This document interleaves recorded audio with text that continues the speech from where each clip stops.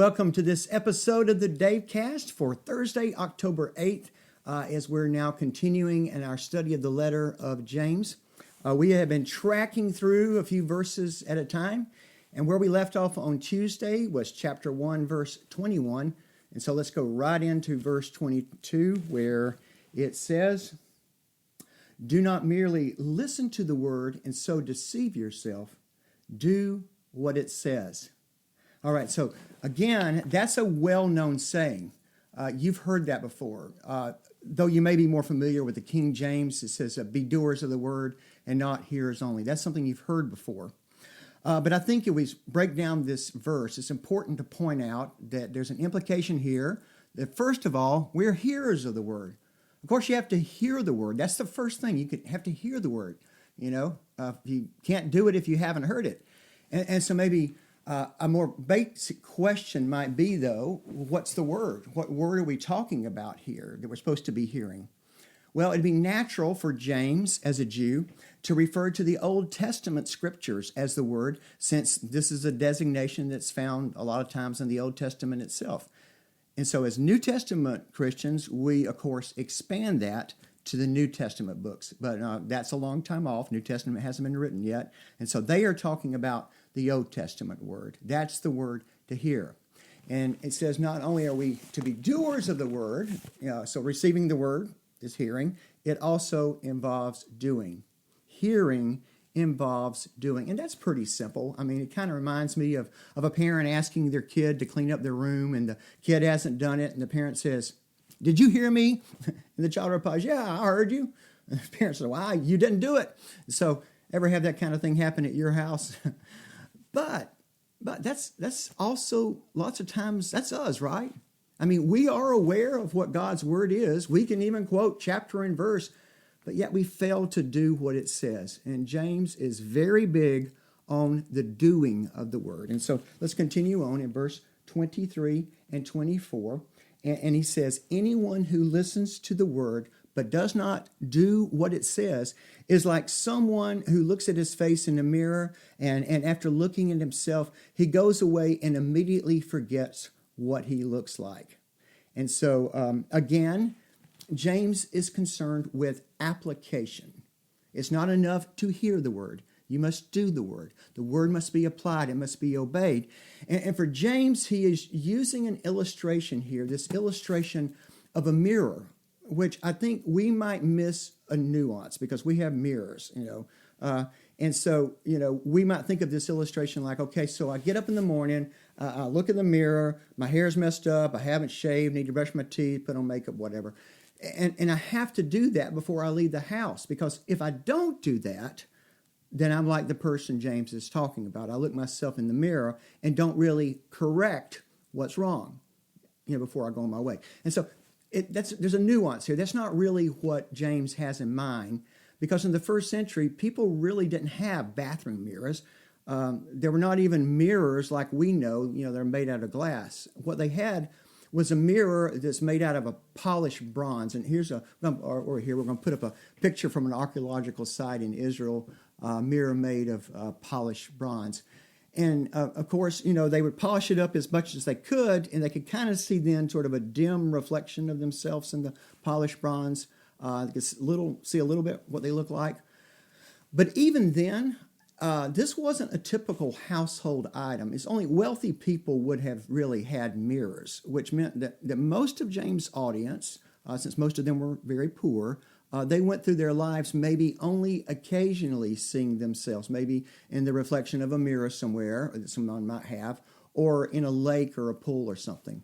And so the point that James is making here is you are a hearer of the word and not a doer of the word. You're like someone who saw his face in this polished bronze mirror. You saw that face, but then you pretty quickly forgot what you look like because you have forgotten the word. So the concern here is not doing the word, it's forgetting the word. I mean, that's the issue here. That's the illustration at hand. And so then he goes on and sort of emphasizes that more in verse 25. And I'll go ahead and read that to us. But whoever looks intently into the perfect law that gives freedom and continues in it, not forgetting what they have heard, but doing it, They will be blessed in what they do. All righty. And so, how do you do that? I mean, this is where we need help. How do I become a doer of the word and not just flipping this willpower switch? Because it really doesn't work that way. It really doesn't work. What else do we need? And so I want to focus a little bit on that phrase, look intently into. And of course, you know that we oftentimes don't have a word that exactly translates from the biblical language used, which in this case was Greek, into our English. And so that's where interpretation has to come into effect. But there is a beautiful word used here. It's Pericypsis, which literally means one who looks intently. And it's only used 3 other times in the New Testament, and 2 times are actually referring to the same thing. That is the word that's used for Peter in both Luke 24 and John 20, when he came running to the tomb on Easter Sunday morning, and then what did he do? You know, he didn't take a glance and move on. He looked. He gazed, he peered into, he looked intently and studied. You know, Jesus' body has gone from the tomb, and there are folded linens in the clothes and so on. And so he's trying to understand, what does this mean? That's the same word that James uses here. And it's used one other time. It's actually in 1 Peter, and there it's talking about the Spirit of Christ through the prophets in the Old Testament, kind of looking forward to the coming of Christ. And it says, these are the things which the angels desire to look into. And so that's the same word, the curiosity of the angels as they think about the mysteries of the gospel. And so what this is commending to us is that one part of receiving the word is a deep curiosity about the word that causes us to look intently into the word. So it's not merely a matter of just, daily Bible reading, though that's a really great thing to do. It's not merely a matter of hearing a message or hearing a sermon. It is a deep inquiry into the word so that we are investigating, we are studying, we are meditating, we are trying to figure this out. How does this apply to our lives? And so going back to verse 25, it says, continuing in the word. Some translations say persevering in the word. That means, on one hand, this is an ongoing process. This isn't something you just do once and it's done. It continues. It's an ongoing process, something you need to do over and over and over again. The Danish philosopher Søren Kierkegaard said in a sermon one time, what is required in order to look at oneself with true believing in the mirror of the Word? And that's actually the title of the sermon, which is kind of a long title for a sermon. But he said that there are 2 things required. He said, first of all, you must not look at just the mirror or observe the mirror, but you must see yourself in the mirror. And then he said, you must remember to say to yourself over and over again, it is I to whom it is speaking. It is I to whom it is speaking. It is I to him to whom it is speaking. Because we have this tendency to read the Bible and hear its words and think about somebody else that it applies to. You know what I mean? It's like the verse we covered last time, the one about be quick to hear, slow to speak, slow to anger. And we might hear that and say, oh, so-and-so needs to hear that because they got the worst temper I've ever seen. You ever do that kind of thing? I know I do from time to time. But the idea here is we need to look at ourselves and our hearts and our lives and apply the Word of God to ourselves first. I'm going to close today with this story I read from Chuck Swindoll's book, Improving Your Serve, because I just think it so beautifully illustrates this whole idea that we're talking about today. And so here's a paraphrase of the illustration Swindoll uses. He says, pretend that you work for me. In fact, you are my executive assistants in a company that's growing rapidly. And I'm the owner, and I'm interested in expanding it overseas. And so to pull this off, I make plans to travel, move to Europe, and set up a new branch office. And so, I get my family together, and we move to Europe for 6 months. And I leave you in charge of this busy stateside organization. And I tell you that I'm going to write you regularly and give you direction and instructions. And so I leave and you stay, and months pass, and this flow of letters I mail to you, and you receive them at the national headquarters, in which I, kind of spelled out my expectations. Well, finally, I come back. I return.